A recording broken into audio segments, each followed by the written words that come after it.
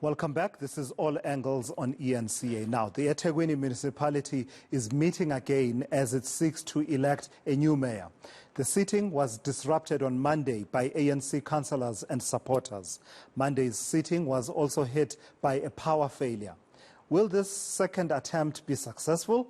Well, let me take you to eNCA's senior reporter, Dasen Thathiah, joins me now for an update from Durban. So, Dasen, what's the situation looking like now at the second take of the eThekwini local municipality, eThekwini Metro, at trying to elect its officials? That's right, Tulas. This is round two, but I can tell you just at the outset that the choice of venue is much better. I mean, take a look at this. This is the ICC. This is where the second part of that inaugural council meeting will be taking place. I think you and I can both agree that this is a better choice than the tent that the first part of it was held in, where we saw those disruptions and where there was that power outage, which some political parties are calling suspicious. And now it seems that police have also made an extra attempt to secure this venue even further. So just here at the perimeter, there are a number of police that are stationed out here. The road is cordoned off. There were also some armored vehicles that were patrolling in this vicinity, and that is to prevent, I would imagine, a recurrence of what we saw on Monday. So just to ensure that things go smoothly, because there's important business to be conducted here today, Tulas. As you know, we could end this day knowing who our mayor, deputy mayor, and the chief whip of council are, provided that everything goes according to plan this time around.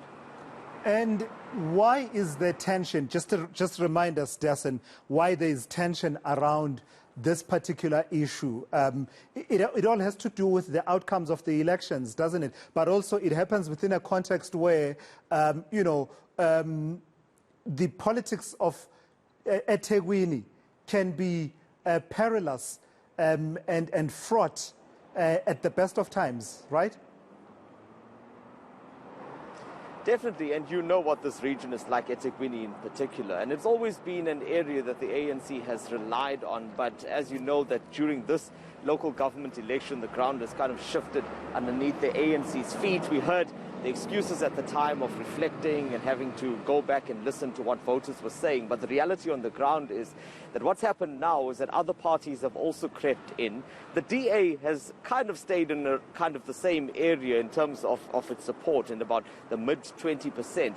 But the other players that have come in here now is the EFF, the IFP has also grown. Action SA has made inroads into this municipality. But what all of that has meant really is that with the ANC being dropped down to about 42% on that decline that we saw during the last local government elections as well, it's really meant that the council was hung, and ultimately it meant that there were no guarantees when it came to choosing its mayor. Yes, it did get its member in Thabani Nyawose in as the speaker, but now the mayor position is up for grabs, and that means that the DA has a very real chance at snatching that position in its candidate, the eThekwini leader, Nicole Graham.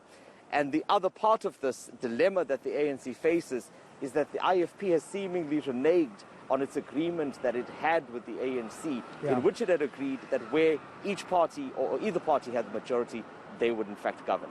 All right, we'll check in with you a bit later on. That's eNCA senior journalist Dasen Thathiah there, joining us from Durban.